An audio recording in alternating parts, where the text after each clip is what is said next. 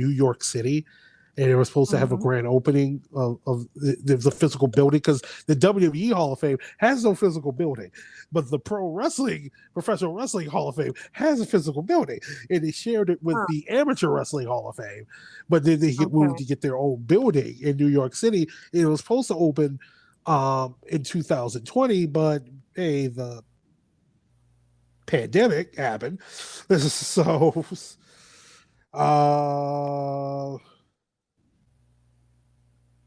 so they know. I'm not sure if it's open now. So yeah.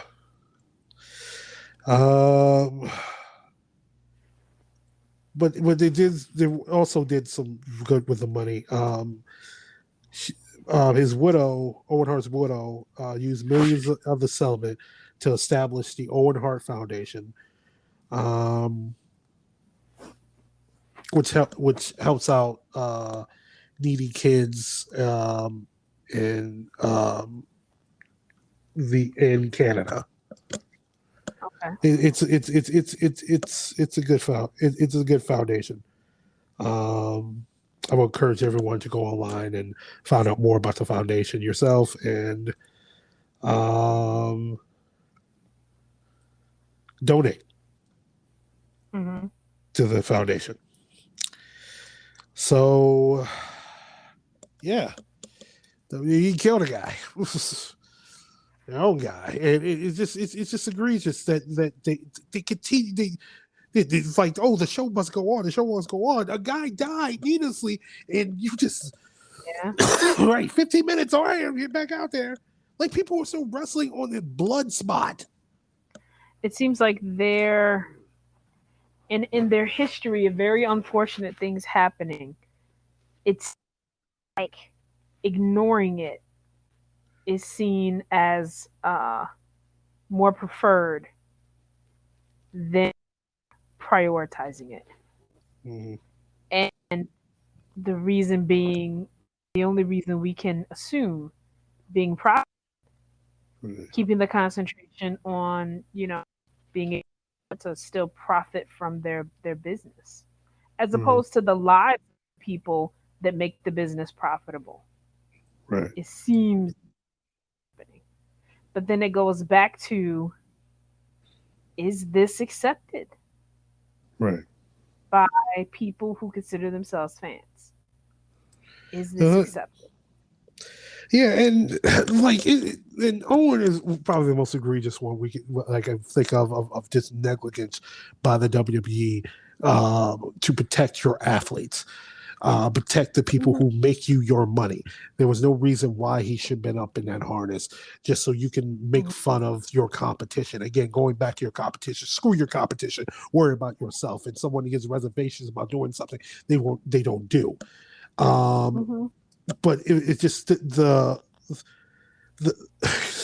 it's not that that's not the only one. Let me give you a list of professional wrestlers that have passed away that's worked for the WWE. Here, let me just give you Lance Cade, Crash Holly, Chris Candido, Test, Yokozuna, Umaga, Eddie Guerrero, Davey Boy Smith, Ashley Moreno. Oh, God, so many damn names. So many goddamn names. It's a lot of them. It's so many names.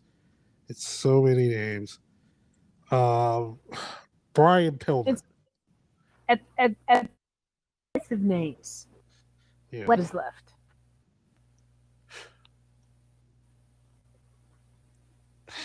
I don't know. What you? Just us? I'm saying, or at the end of the list of names. So what?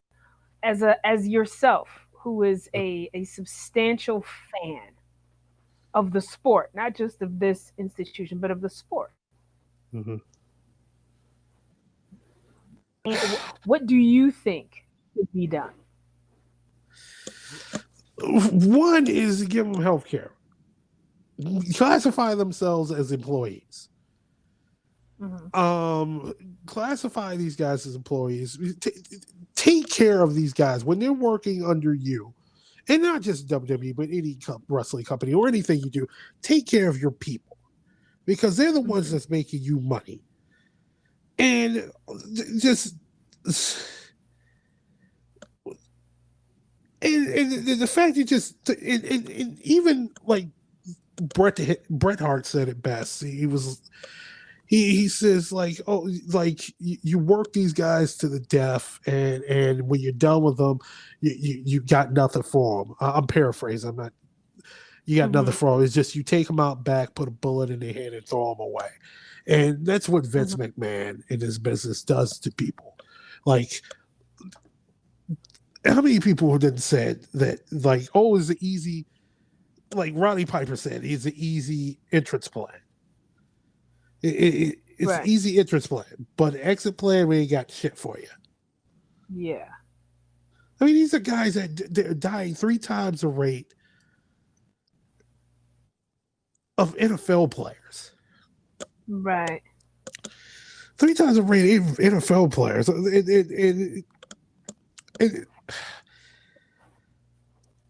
Even like, God, it's just so, man. And all these people, and I'm looking at these names, and all these people, like, these are people I grew up on. These are people who have entertained me over the years, and now most of them are gone. They're gone. They're not here. And even the ones that are still here, like Jake the Snake Roberts, right? Yes. Hello?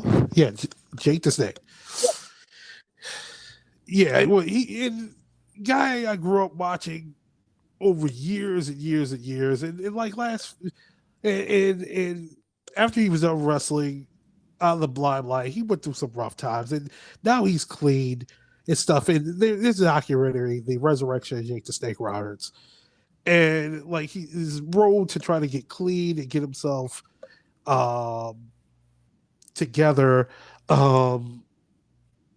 But one of the things he needed, shoulder surgery, and he didn't have money for surgery himself, so they put it on GoFundMe, and within in 2 hours they raised $7,000, and within 4 hours they reached their goal of $10,000, and these are money given by the fans. And yeah, and it's heartwarming. It made you want to cry watching it. Just like, because he's like, I guess these people didn't forget about me and they cared about me. He's like, yeah, because you're part of our memories. You entertained us. You made us feel something watching you. And you say you needed help, and we're going to help you, but we shouldn't have to be that help. You earned that. That's basic decency. This is a company that last year they reported over $1 billion in revenue. Right. This is a company reported over $1 billion in revenue. This is a company that got, for a 5-year deal, over $1 billion from Fox Corporation, just so they can run their show SmackDown. This is a company that's gotten $2 billion from fucking Saudi Arabia. Right. Goodness. Damn near $2 billion in blood money.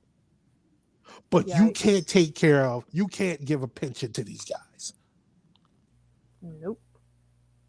Why? Because you're fucking greedy. Is it just it's greed. It's greed. He doesn't give a fuck about these guys. Yeah, it is greed. I'm not saying it's I'm saying it's only greed. Well, it's capitalism. It is capitalism, but it's filthy greed. Of course, but yeah.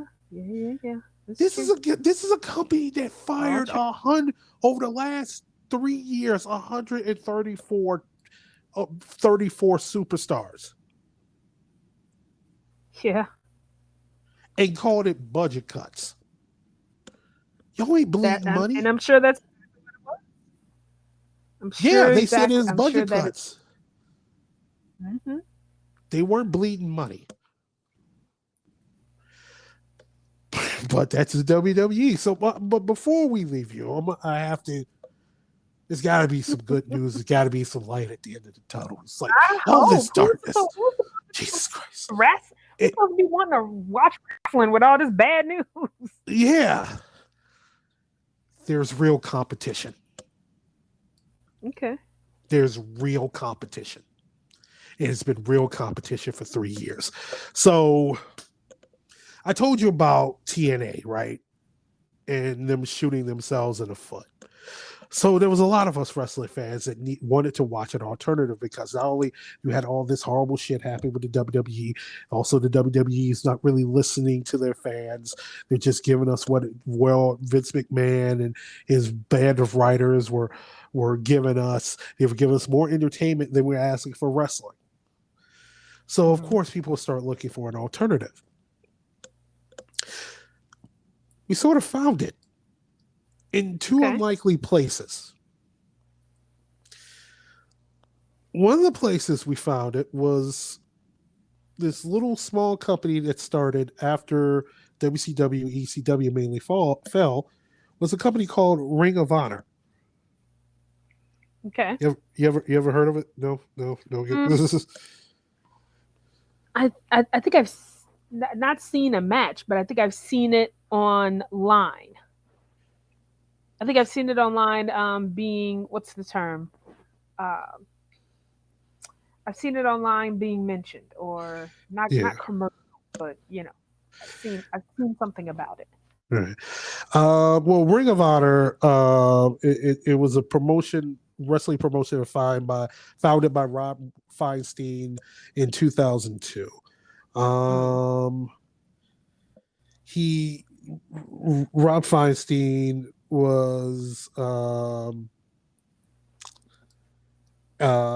owner of RF Videos. RF Videos they did the tapes for Extreme Championship Wrestling. Okay. So you wanted to buy an Extreme Championship Wrestling pay-per-view or compilation tape, you had to go through RF Video. So they needed a new promotion for his video sales because Extreme Championship Wrestling was their number one tape seller. So it went out of business and WWF purchased the assets. So our video also videotape events held at other less popular regional wrestling promotions as it sold through its catalog or website. They tried to join Combat Zone Wrestling CZW, but it didn't work out. So Rob Feinstein decided to fill the ECW void by starting his own pro wrestling promotion and distributed its tapes. It's made for DVD, VHS tapes exclusively through them. So he started Ring of Honor. And it started with some local indie guys that were picked up by WWE. He ended up selling it to another guy, and eventually ended up in the hands of St. Clair Broadcasting. And not only that, it's growing and growing and growing. And it's still like with St. Clair Broadcasting, right-wing broadcasting studios, goes all the right-wing bent, but they bought this wrestling company and they were able to get it on some of the television stations. And there was a lot of guys that came out of Ring of Honor that ended up going to mainly the WWE, becoming big stars. Like I mentioned, CM Punk. You ever heard of Seth Rollins? Yes. Seth Rollins came out of Ring of Honor. Kevin Owens came out of Ring of Honor. Sami Zayn came out of Ring of Honor. A lot of guys that got signed to WCW, and there was a lot of people who didn't get signed to WCW that came out of Ring of Honor. Christopher Daniels, AJ Styles,